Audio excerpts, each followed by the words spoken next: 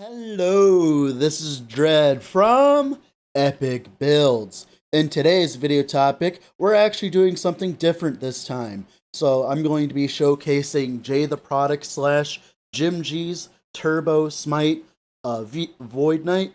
It is a lot stronger this patch thanks to a lot of changes. We thought it was dead, but I actually brought on the person who's playing it in the video this time.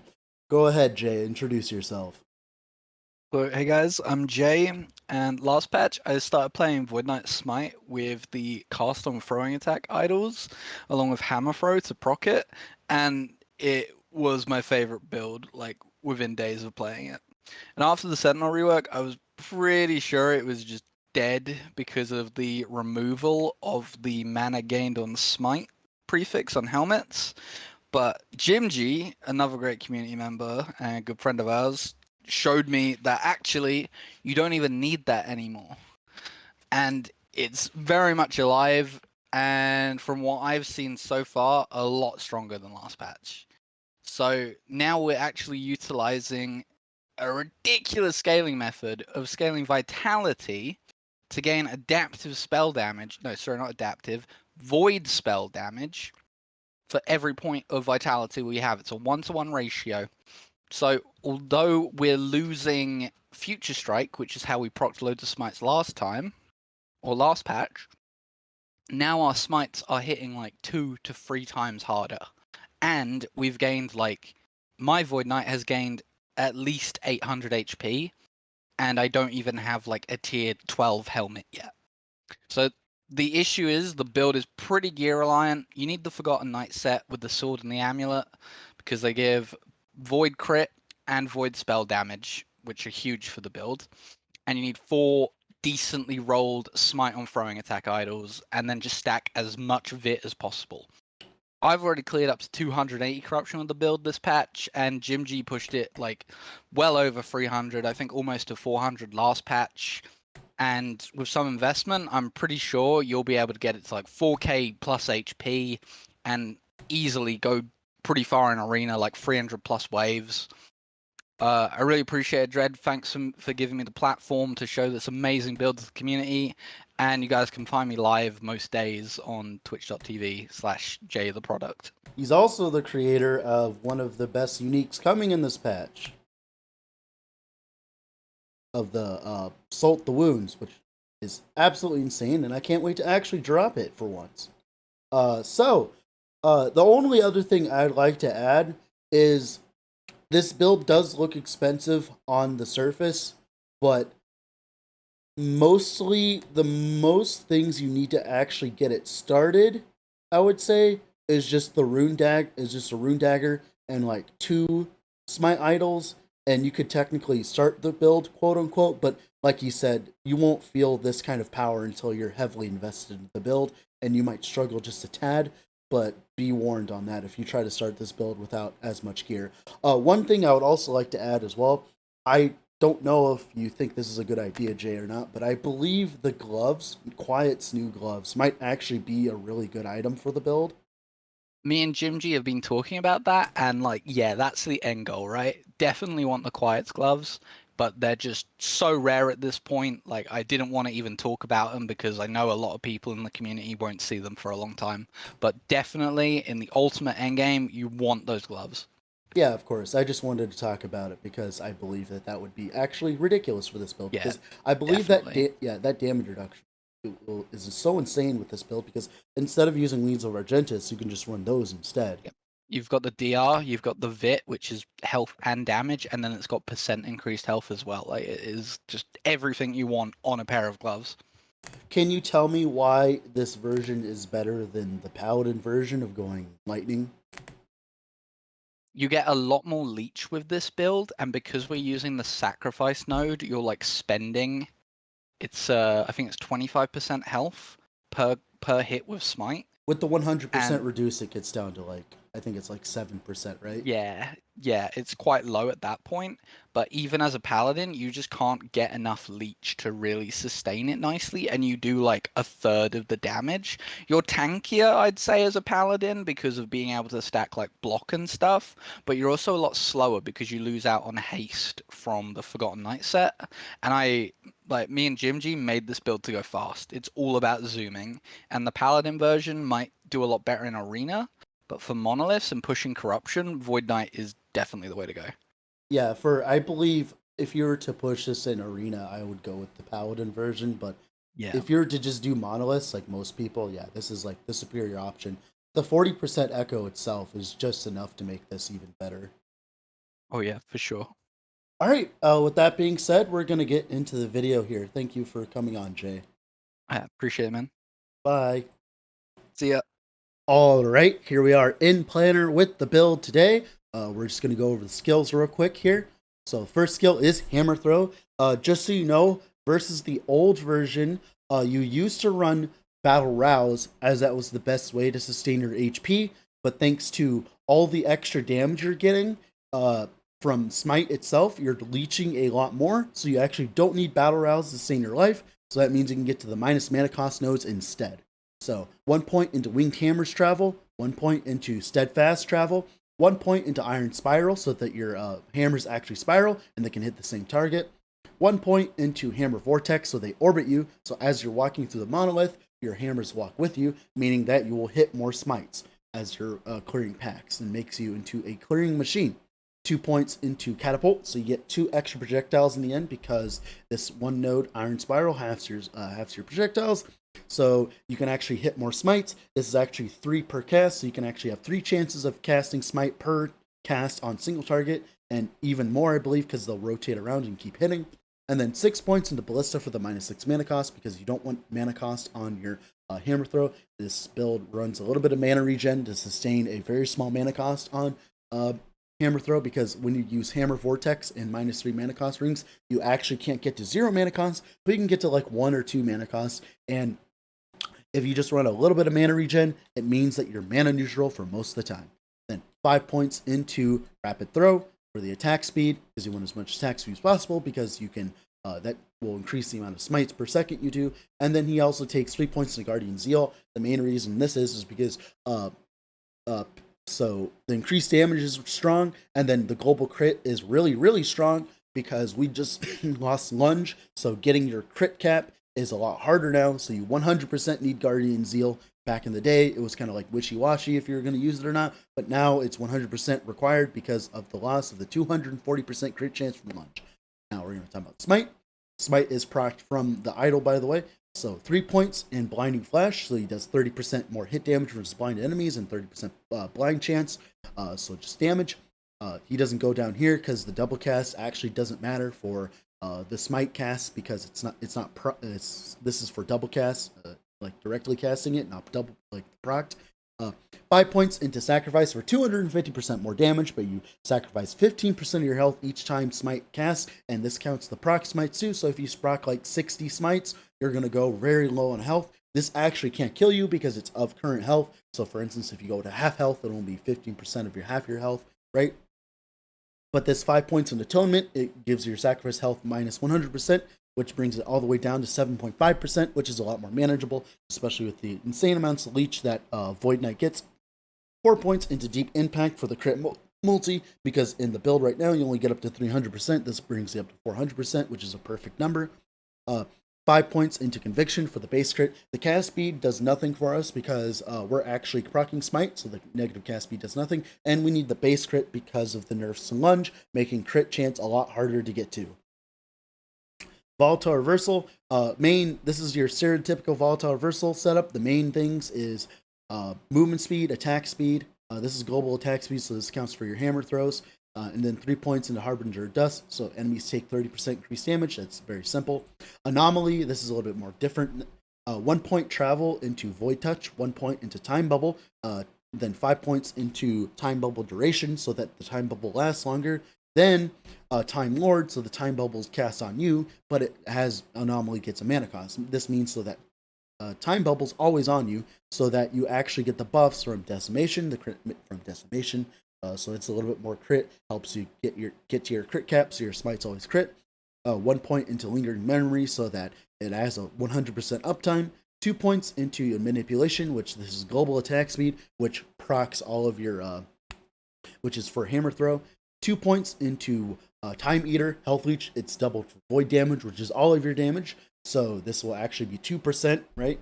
Then 4 points into Void Maw. This gives you 200% increased health leech. Pretty much what this means is it makes it so that your health leech applies faster. It does not give you more. It just makes it apply faster, and that's very strong because the sacrifice from Smite is instant. So you want your leech to be as instant as possible to make up for the fact that you're sacrificing so much of your HP, because you got to remember, not only are you sacrificing HP, but you're taking damage from enemies, so you need to be able to mitigate that somehow, and Anomaly is the perfect way.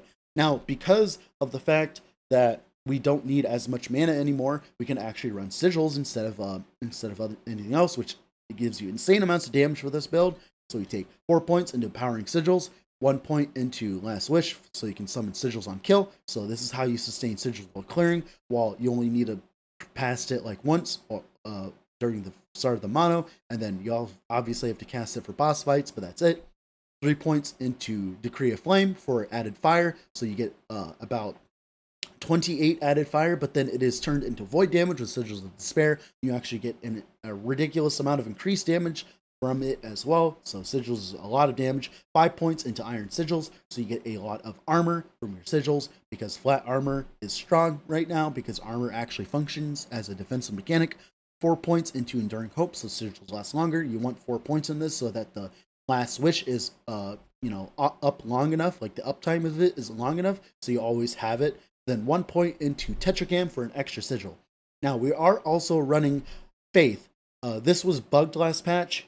It's fine now. It saves you a lot. So whenever you get hit for 25% of your HP, you get some HP back, and it's a good defensive mechanic, kind of like cast when damage taken from Path of Exile, if you know what I'm talking about.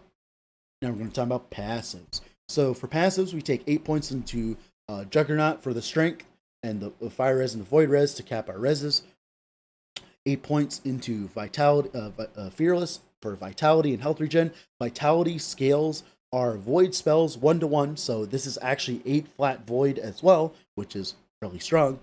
5 points into Armor Clad, because since you're using the node that makes the orbit around you, you're actually going to be nearby enemies for the most amount of DPS, so this is actually really good. Then 3 points into Valiant Charge for travel for HP, because you want as much HP as possible, because, you want as much HP as possible. 1 point into Gladiator, so you can dual wield with a sword and a dagger here, which he's doing. Then, of course, 5 points into Blade Master. This no longer double dips. This only gives you from one of the nodes instead of both.